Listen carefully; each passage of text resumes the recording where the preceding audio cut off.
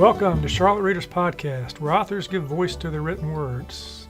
I'm your host, Landis Wade, and as you can tell today, we're not in the podcast studio. We're actually at Park Road Books, sponsor of the show.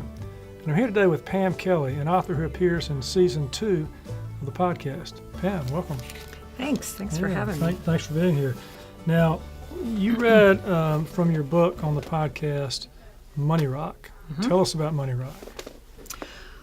Money Rock is narrative nonfiction, and it grew out of reporting I did when I was at the Charlotte Observer. I actually first interviewed the protagonist of this book back in 1986 when I was a young reporter, and he was in Central Prison.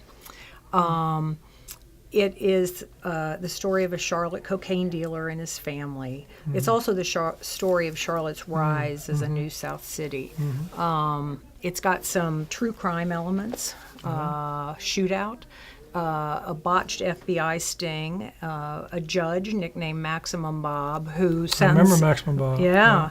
Who sentences Belton Platt, who was known on the streets as Money Rock, to 24 years in prison. But it's also a social history that explores Charlotte's legacy of racism and how that legacy has shaped the lives of the people that I write about. Now, like all good books, this one starts out with a punch. You start with a gunfight in Piedmont Courts, right? Belton Lamont Platt, whose street name was Money Rock, and the year is 1985. And you got a section here that gives us a sense for what life was like in Piedmont Courts at that time and in America in general.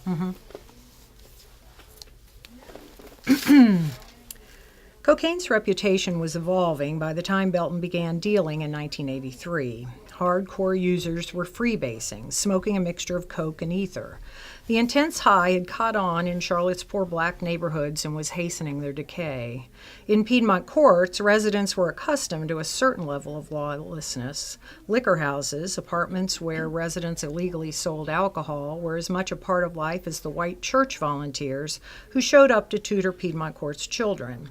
Drugs were freely bought and sold. Men fought with fists or knives or sometimes guns. For years, however, a protocol had existed, an unwritten contract that said if you weren't involved, you had little to fear. But by the autumn of 1985, as Piedmont Courts' tall oaks dropped their leaves onto bare dirt front yards, the community's fragile equilibrium was shifting. A 69-year-old woman had shown a newspaper reporter the axe, pick, machete, and .22 caliber pistol she kept for safety near her bed. The liberal white minister of Siegel Avenue Presbyterian Church, across the street from the project, had pleaded with police and city council members to do something. He even offered to raise money for undercover drug buys, but found no takers. Violent crime had begun ticking upward nationally.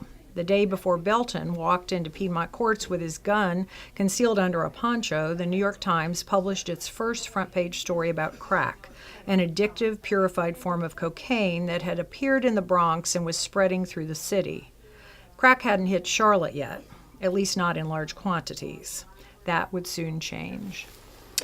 Yeah, and a lot changed in this book. You've got a real arc here for Money Rock, which we'll talk about in just a second. But the nice thing about your book, that when I read it, was it reads a bit like a novel, but you get a lot of facts about Charlotte in the process.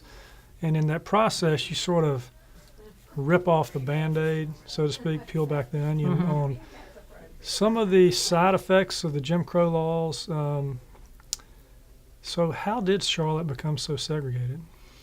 The same way a lot of other cities did. And I think when people think about segregation, white people maybe especially, they think of like separate drinking fountains or separate schools. But segregation was a process that involved government policy, federal and local laws. Redlining, for example. Redlining, mortgage discrimination, urban renewal, which in Charlotte tore down several black neighborhoods like Brooklyn and concentrated poverty in other black neighborhoods. And so most of those policies are gone now, but we are left with what they created and are finding it really hard to move past that.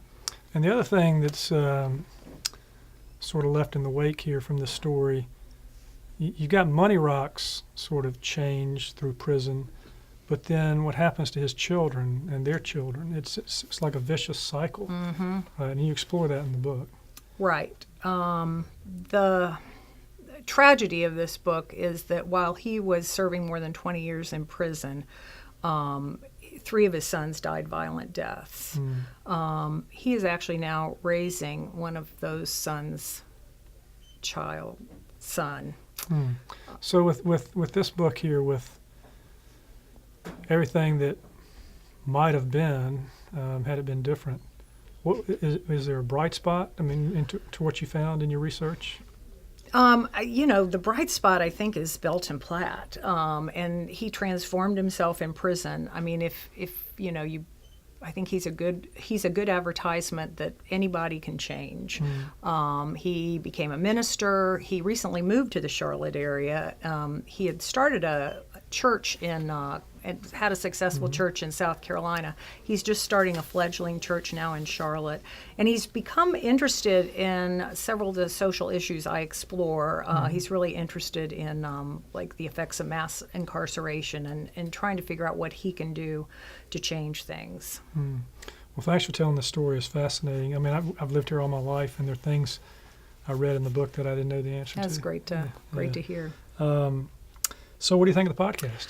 Well, I think it's great. And, I was the book editor for the Charlotte Observer about 10 years ago, which was a great job. And unfortunately, the Observer's book coverage has been curtailed greatly. There are still occasional good stories, but I feel like it's really left a void. And at a time when Charlotte probably has more literary talent than it's ever had.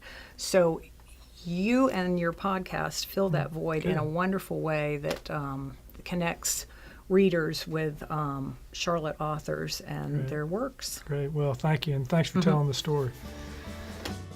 That's it for today. Another fine author giving voice to her written words.